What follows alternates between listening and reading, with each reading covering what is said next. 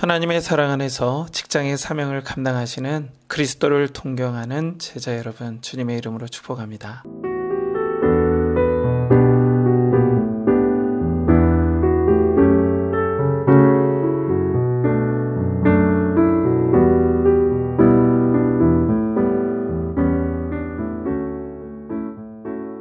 오늘도 일터로 향하는 그리스도를 동경하는 제자, 우리 구동제 여러분, 오늘도 그리스도께서 누리셨던 하나님의 사랑과 평강이 성령을 통해 여러분의 영혼에 충만히 부어지길 축복합니다.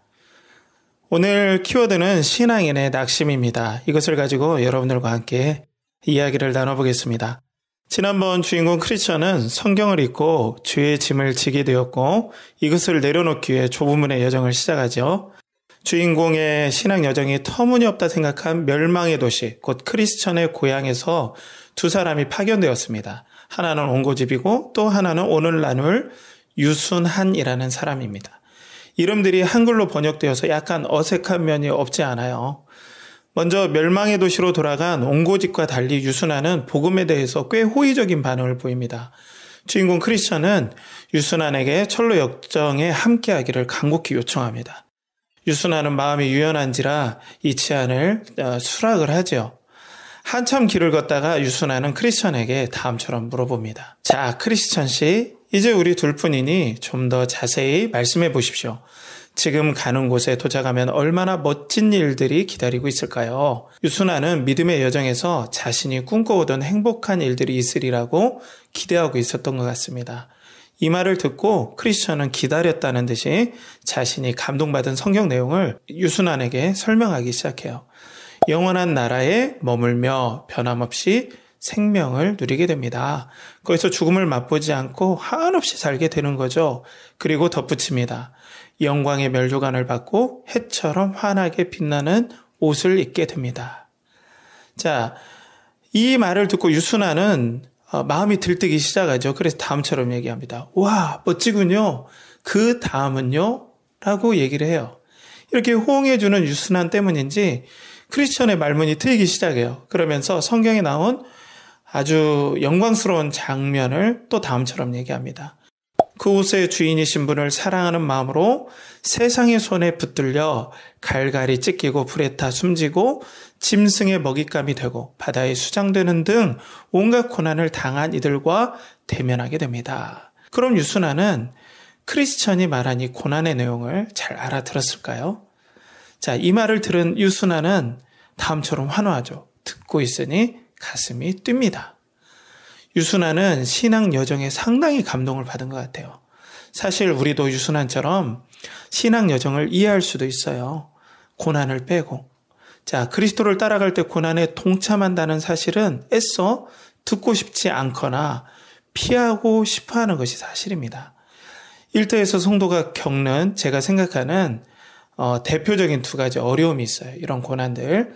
먼저 그리스도처럼 사랑하고 섬길 때 치러야 할 대가들입니다. 경쟁사회에서 사랑하고 배려할 때 여러분들이 저보다 더 잘하실 겁니다. 우리의 사랑과 호의에 고마워하는 사람도 있지만은 오히려 그것을 이용하려는 사람이 훨씬 우리의 일터에 많습니다. 믿음으로 살려면 이런 상황을 각오를 해야 합니다.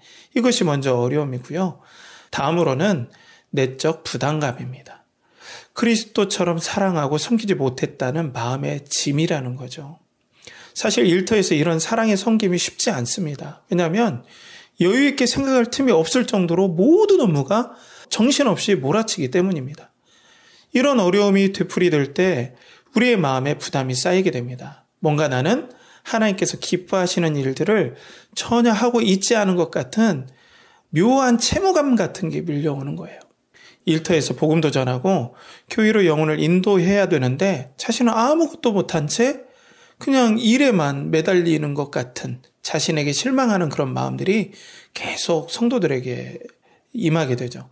그리고 한편으로는 나는 하나님께 이런 삶을 살기 때문에 사랑받거나 도움받을 자격이 없다라고 생각되어지게 됩니다. 이럴 때 신앙인은 낙심하게 됩니다. 직장 스트레스는 둘째치고 하나님께 좋은 평가와 인정을 받을 수 없다라는 안타까움과 죄책감과 또 그걸 넘어서서 두려움이 성도들을 압도할 때가 있습니다. 이런 현상들이 계속 진행이 되면 신앙은 낙심의 늪에 빠지게 됩니다. 믿음을 지키기는커녕 오히려 가지고 있는 믿음마저도 마구 흔들릴 때가 있습니다. 물론 그럼에도 불구하고 신앙생활을 잘하면 물론 감사하죠. 하지만 그런 분이 많지는 않은 것 같아요. 그럼 우리는 어떻게 일터에서 낙심을 이기고 신앙의 길을 걸어갈 수 있겠습니까? 먼저는 상식적으로 회사나 사업장에서 맡은 일을 잘 감당하는 것이 올바르게 신앙을 걸어가는 거예요. 그것이 일터에서의 신앙의 생활입니다. 이 말에 좀 의아해 하실 수도 있어요. 하지만 여러분이 맡은 보직이나 사업을 진행할 때 그 일을 주님께 하듯 정성 들여 하는 것이 사실상 우리 신앙의 일이에요. 가장 기초적이고 가장 메인이 되는 신앙의 일입니다. 우리 지난번에 이 얘기를 나눴죠. 골로새 3장 23절에 무슨 일을 하든지 마음을 다하여 주께 하듯 하고라고 주님께서 말씀하셨죠. 자, 이렇게 일하면서 우리는 신앙의 사명을 일터에서 감당하는 것입니다. 만약에 서비스 업종이라면 고객에게 성령님을 의지하며 그리스도를 대하듯 서비스를 하는 거예요. 그 일을 통해서 우리는 믿음의 길을 걷는 것이에요. 식당을 운영한다면 주님께 음식을 내어드리듯 최선을 다해 요리를 하는 것이죠. 그것으로 우리는 하나님께 영광을 돌리는 것입니다. 그렇기 때문에 이 흐름을 이어가기에 우리는 항상 근신할 수밖에 없습니다. 비근한 예로 우리가 열정적으로 최선을 다하여 일하려 할 때 항상 느끼는 게 뭐예요? 체력의 문제를 느끼잖아요. 일을 열정적으로 하려면 항상 운동의 중요성을, 체력의 중요성을 내가 체감하는 거예요. 운동하지 않으면 열정적인 업무가 한계가 있다는 걸 느끼는 거죠. 동일하게 성도들도 그리스도의 마음을 품고 일하면 할수록 성령 충만이 얼마나 중요한지 체감하게 됩니다. 이런 마음으로, 주님의 마음으로 일하는 것이 만만치 않아요. 그리스도의 섬김의 마음, 또 그리스도께서 가지셨던 그 사랑의 마음으로 고객을 대하고 업무를 대하는 것은 성령 충만과 또 은혜의 통로들이 아니면, 이런 기초가 되어 있지 않으면 사실상은 어렵습니다. 그러니 자연스럽게 신앙에 관심이 더 가져지게 되고 자신의 신앙 관리를 힘쓸 수밖에 없는 거예요. 그러니까 자기가 일터에서 더욱더 그리스도의 마음으로 일을 하려면 할수록 신앙의 관리가 너무 중요하다는 걸 체감하게 되는 거죠. 그래서 거꾸로 주님의 마음으로 일터에서 일한다면 더욱더 신앙에 힘쓸 수밖에 없는 선순환 구조가 우리에게 따를 수밖에 없다는 거예요. 그런데 어떨 때는 안타깝게도 일터에서 신앙에 낙심한 사람들 중에 아예 죄송하지만 신앙을 포기하는 사람도 있습니다. 오늘 유순환이 바로 그 경우입니다. 신나게 믿음의 길을 걷는 초입에 낙심의 늪에 빠지게 됩니다. 늪은 무력감을 상징해요. 나오려 하면 할수록 더욱 빠져 들어가는 것이 늪입니다. 이런 신앙의 낙심이 누구나 올 수 있습니다. 낙심한 오늘 책의 유순환은 어떤 반응을 보였나요? 그는 불같이 화를 내면서 다음처럼 크리스천에게 쏘아붙입니다. 같이 걸어오는 내내 이야기했던 행복한 삶이라는 게 고작 이 꼴이란 말이요. 길을 떠나자마자 이처럼 험악한 사태에 맞닥뜨린다면 남은 여정이나 목적지에서 겪게 될 일은 더 말해 무엇하겠소. 살아서 이 늪을 빠져나가거든 그 멋지다는 나라에서 택 혼자 가시구려. 난 이쯤에서 관두겠소. 라고 말하면서 멸망의 도시 장망성으로 돌아가 버립니다. 그리고 함께 낙심의 늪에 빠졌던 크리스천은 헬프라는 사람의 도움을 받아 겨우 나오게 됩니다. 낙심의 늪은 사람을 가리지 않고 찾아옵니다. 이건 누구나 감기에 걸리는 것처럼 신앙의 감기처럼 우리에게 다가오는 일들이에요. 다양한 일들로 우리는 낙심을 경험하게 됩니다. 일터와 삶 가운데 이런 시험들이 꼭 있습니다. 사랑하는 그 동제, 그리스도를 동경하는 제자 여러분, 지금 여러분의 신앙은 어떤 상태에 있나요? 늪에 빠져서 무력감을 느끼시나요? 그리고 무기력한 자신을 하나님께서 싫어하실 것 같아 더 고통스럽고 걱정이 되나요? 오늘 글쓴이 조은 번역 목사님은 좁은 문의 신앙 여정 초두에 낙심의 늪이라는 문학 장치를 사용하고 있습니다. 왜 굳이 늪으로 신앙 침체를 표현했을까요? 자신이 낙심을 경험해 보니까 신앙의 낙심이 꼭 늪과 같다라는 거죠. 그렇기 때문에 낙심은 참 성도들을 힘들게 만듭니다. 이때 우리는 결코 놓치지 말아야 할 것이 있습니다. 바로 하나님의 사랑입니다. 아버지는 우리를 소중히 생각하십니다. 하나님 아버지의 사랑은 절대 가십과 거짓이 있을 수가 없습니다.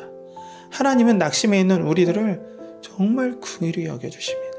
왜냐하면 늪이라는 마음의 상태가 얼마나 힘든지 아시기 때문에 그렇습니다. 이런 우리에게 그리스도는 반드시 도움을 줍니다. 그러니 마음처럼 회복이 안 되더라도 여기서 표현되는 크리스천의 모습을 유심히 관찰해 볼 필요가 있어요. 책에는 이렇게 나옵니다. 크리스천은 낙담의 늪에 홀로 남아 허우적거렸다. 견딜 수 없을 만큼 힘들었지만 어떻게 해서든 멸망의 도시 반대편 좁은 문 가까운 쪽에 닿으려고 안간 힘을 썼다. 크리스천은 안간 힘을 썼습니다. 하지만 나올 수가 없었습니다. 그때 어디선가 사람이 나타나요. 그 사람의 이름이 바로 헬프입니다. 이름이 재밌죠? 이름이 도움입니다. 도움의 손길을 하나님께서 보내신 거죠. 사랑하는 구동자 여러분, 혹시 신앙의 낙심의 늪에 빠지지는 않으셨나요?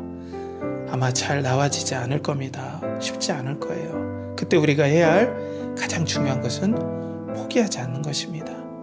멋진 모습으로 이 낙심의 늪을 나오는 것도 중요해요. 하지만 세상을 뒤집을 만한 멋진 모습이 아니어도 됩니다. 그냥 그리스도께서 보내주신 헬프의 손을 잡으시면 됩니다. 그 헬프가 때로는 은혜의 말씀일 수도 있고 신앙의 사람일 수도 있고 불현듯 떠오르는 격려의 글귀일 수도 있고 환경일 수도 있습니다. 다양한 형태로 하나님은 우리에게 헬프, 도움을 보내주십니다. 그러니 절대 낙심의 늪에서 포기하지 마십시오. 이 낙담의 늪은 신앙인이라면 누구나 겪을 수가 있습니다. 하나님 아버지는 절대 여러분들을 버리거나 잊지 않으십니다. 늪에 빠져 엉망진창일 때 얼마나 마음이 아프시겠습니까? 여러분의 자녀가 늪에 빠져 있다면 여러분은 어떤 마음이 드시겠어요? 바로 아버지의 마음이, 바로 우리 하나님 아버지의 마음이 그렇다는 거예요. 일어날 힘이 전혀 없더라도 긍휼히 여기시는 그리스도를 바라보는 것입니다. 있는 그대로 나를 사랑하시는 하나님을 신뢰하며 다시 한 걸음만 내딛는 심정으로 일터에서 걸어가는 거예요. 그래서 우리 신앙인은 하나님의 은혜를 의지하며 낙심될 때도 성령 충만하여 늘 주님과 동행하는 것입니다. 오늘도 낙담의 늪에 빠지셨습니까? 하나님께서 여러분을 소중히 여겨주십니다. 하나님은 우리 아버지지 않습니까? 그리스도를 사랑하듯 우리를 사랑하시지 않습니까? 어찌 우리를 잊을 수가 있으시겠습니까? 우리를 사랑하시는 하나님을 오늘도 믿고 신뢰하는 것이 바로 믿음이죠. 오늘도 일터에서 그 사랑하시는 하나님의 사랑과 낙심의 늪에서 나올 수 있도록 하나님께서 뻗어주시는 그 도움의 손길을 우리는 사랑하시는 하나님을 믿고 신뢰하는 것이 믿음이지요. 오늘도 일터에서 그 하나님의 사랑과 또 낙심의 늪에서 나올 수 있도록 도와주시는 하나님의 손길이 반드시 온다는 것을 믿고 믿음의 여정을 걷는 우리 구동자 여러분들이 되시길 간절히 축복합니다. 우리 함께 마음을 모아 기도하겠습니다. 하나님 아버지, 오늘 낙담의 늪에 대해서 서로 나눠봤습니다. 신앙생활에서 낙담은 항상 있어 왔습니다. 여기에 빠진 많은 사람들은 철로 역정의 길을 포기하였습니다. 하지만 우리는 부족하지만 주님께서 가신 길을 포기하지 않고 따르고자 합니다. 모세처럼 다니엘처럼 위대한 모습이 아닐지라도 나의 모습 그대로 부족하지만 그리스도를 따라가기를 원합니다. 항상 때를 따라 돕는 은혜를 그리고 도움을 주셔서 주님을 끝까지 따라가는 제자 되게 하여 주시옵소서. 하나님을 사랑하오며 예수 그리스도의 이름으로 기도하옵나이다. 아멘.